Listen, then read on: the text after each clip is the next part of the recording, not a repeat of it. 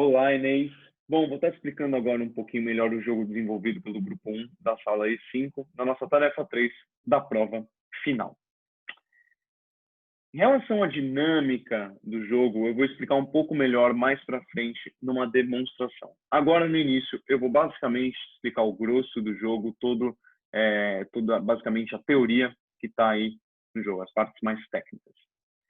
Basicamente, o jogo consiste em duas equipes competindo entre si para ver qual pontua mais ao final de 40 minutos. Aqui é importante ressaltar que o jogo só funciona com 4 ou mais participantes, para que haja pelo menos 2 pessoas em cada equipe. Lembrando que cada uma vai possuir o mesmo número de equipamentos, ou seja, um tabuleiro, o mesmo número de peças e o mesmo número de cartas. Aqui para você ver o montinho de peças que ficará em cima da mesa, o tabuleiro e as cartas que eu falei, sendo uma delas de heurística e outra de persuasão. Mas essa questão das cartas eu vou explicar um pouco mais para frente. Basicamente, como é que é o jogo? São os jogadores, a partir da estratégia de preferência, posicionando as peças nos quadriláteros aqui do tabuleiro, a fim de formarem caminhos até as estações de persuasão e heurística. Basicamente, como funciona? Vamos supor que comece aqui com esse jogador indo no sentido horário anti-horário. Isso tanto faz. Cada jogador no início vai pegar uma peça do montinho, sempre estando à mostra para cada jogador. Todos os jogadores devem estar vendo as peças que cada componente da equipe possui. Então, vamos lá. Esse jogador começa. Ele vai pegar uma peça do montinho, ou seja, ele vai ficar com 2 peças em mãos. Daí ele tem 3 opções. Ou ele utiliza uma das peças que ele tem em mãos para começar um caminho ou continuar um caminho que já está aqui. Isso depende muito da estratégia da equipe, se eles querem fazer mais de um caminho por vez ou um caminho por vez. Enfim, ele pode utilizar uma das peças em mãos. Outra opção, ele trocar com outro jogador a peça, caso a equipe acredita que seja uma melhor opção. Ou, na pior das hipóteses, isso também vai depender da escolha da equipe, o jogador descartar uma peça pulando a sua vez. Isso acarreta na perda de pontos, mas eu vou explicar um pouco melhor mais para frente. Mas esse é o grosso do jogo, o posicionamento das peças no tabuleiro, formando caminhos até as estações de persuasão e heurística. De novo, essa questão das cartas vai ser explicada mais para frente. Em relação a pontos, como é que se ganha pontos aqui? Completando um caminho, ou seja, do início até a estação, um caminho completo por peças, 20 pontos. Vale ressaltar que mais de um caminho pode ser feito para a mesma estação, mas aí não são contados 2 caminhos, somente ajuda na contagem de peças, que como você pode ver aqui, vale 5 pontos, ou seja, 5 pontos por peça no tabuleiro em cada caminho completo. Perguntas respondidas corretamente valem 10 pontos. Perguntas que não forem respondidas corretamente não acarretam nem em perda nem em ganho de pontos. Agora, como é que se perde pontos aqui no jogo? Caminhos incompletos, ou seja, caminhos que começaram do início, porém não chegaram na estação. Isso acarreta em menos 5 pontos por peça utilizada nesse caminho completo. E peças descartadas, como eu expliquei anteriormente, que é uma opção de cada que o jogador pode tomar, são menos 7 pontos por peça descartada. Agora, em relação às peças, que eu vou explicar um pouco melhor. Temos a peça reta, que faz uma ligação direta com outra peça. A peça T, que faz uma ligação em curva, seja para esquerda, para direita, para cima ou para baixo, aí depende da peça, bifurcando entre 2 possíveis direções. Algo importante é que, caso, por exemplo, o caminho que seja utilizado aqui com essa peça seja uma peça veio daqui e depois foi para cá, este caminho que ficou solto não conta como um caminho completo. E a peça em L, que faz uma curva ligando 2 peças. Temos a peça bicolor, ela é importante porque, como você pode ver aqui, existem peças azuis e amarelas que não se conectam, ou seja, eu não posso conectar uma peça reta azul com uma peça reta amarela. Eu preciso de uma peça bicolor, para que venha daqui uma azul, para depois eu continuar com uma amarela. Isso vale também para a peça T e para a peça E. E a peça mais importante do jogo, a peça com coração.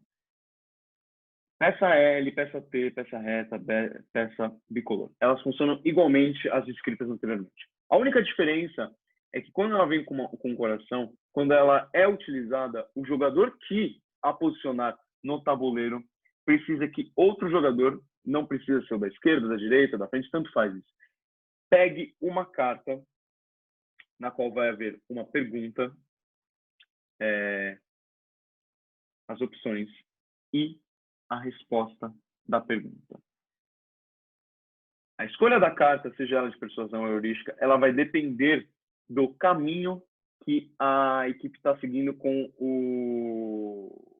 a peça utilizada. Ou seja, se a peça for utilizada num caminho que estava indo em direção à estação de persuasão, uma carta de persuasão deve ser utilizada como pergunta. Caso seja para heurística, o mesmo vale. Deve ser utilizada uma carta de heurística para que o participante a responda.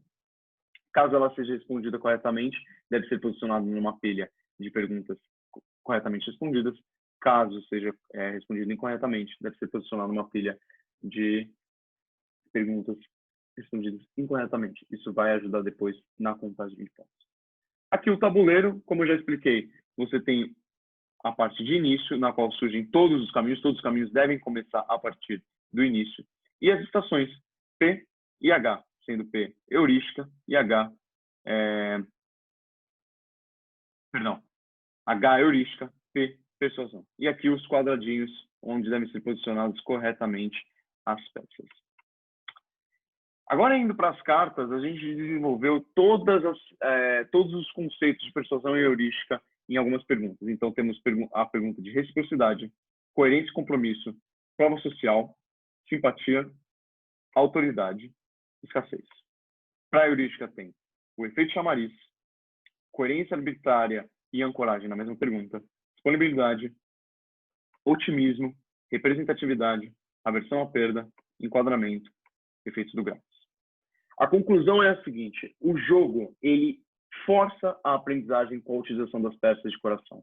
Ou seja, você vai ter que eventualmente responder uma pergunta ou pelo menos ouvir alguém respondendo e descobrir qual que é a resposta correta ou caso o jogador responda a pergunta incorreta, vai ter lá a explicação do porquê é outra opção. Então você tem aí a aprendizagem dos conceitos de persuasão e heurística no marketing. Isso é muito interessante para o jogo. Qualquer um que jogar esse jogo vai acabar aprendendo os conceitos de heurística e persuasão. Mas isso não se restringe a somente isso. O jogo também ele incentiva o trabalho em equipe. Toda aquela parte de conversação, estratégia é muito importante para as pessoas que estiverem jogando, e também tem a questão da competição saudável, que também é muito importante. Então, ao mesmo tempo que você desenvolve o trabalho em equipe, você vai estar aprendendo os conceitos de persuasão e heurística. Agora, a demonstração que eu falei para você, que acho que resume bastante o jogo e explica um pouco melhor. Vamos lá. Todas as equipes vão possuir aqui o tabuleiro, um monte de peças e a pilha de perguntas de heurística e persuasão. Vamos supor que tenham duas equipes de 4 pessoas. Vamos usar a equipe 1 de exemplo. Começando por esse jogador indo em sentido horário.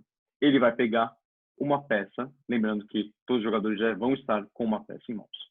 Ele vai pegar uma nova peça, tendo assim 2. Ele decide usar essa daqui, colocando ela devidamente no tabuleiro. O próximo jogador vai pegar mais uma peça. Ele percebe aqui que tem 2 peças com coração. Ele decide utilizar essa daqui para continuar o mesmo caminho. Essa foi a estratégia escolhida pelo grupo, vamos supor, de fazer um caminho por vez. Quando ele coloca essa peça no tabuleiro com coração, outro jogador deve pegar uma carta de persuasão, porque aparentemente o caminho que segue é para a persuasão, para que ele responda a pergunta. Vamos supor que seja o seu companheiro da esquerda. Ele vai pegar uma carta de persuasão lê a pergunta, lê as alternativas, o jogador vai escolher a alternativa. Caso seja correta, ela é posicionada numa pilha de respostas respondidas corretamente. Caso não, ela vai para a pilha de incorretos, o que não implica nem perda nem ganho de pontos, como eu já expliquei. Dando continuidade, esse jogador vai pegar uma peça, ele percebe que ele só possui peças amarelas e o caminho só pode ser continuado com uma peça azul. A opção que ele decide utilizar é a troca de peças com esse jogador aqui. Eles acabam trocando de peças, ou seja, ele vai ficar com a peça amarela, ele vai ficar com a azul, e ele utiliza a peça azul, dando continuidade no caminho.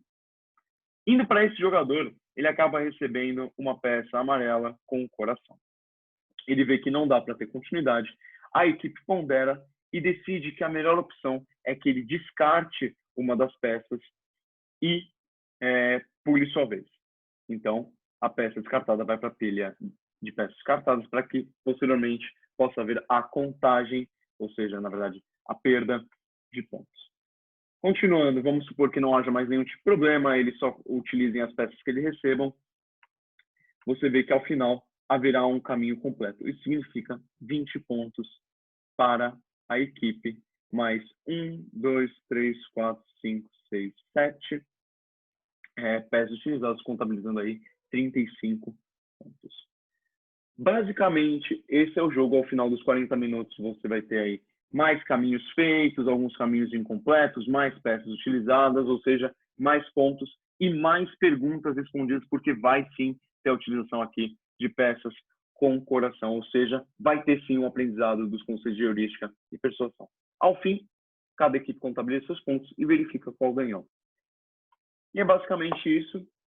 Obrigado por esse semestre, Inês. A gente te agradece de coração por isso. Obrigado.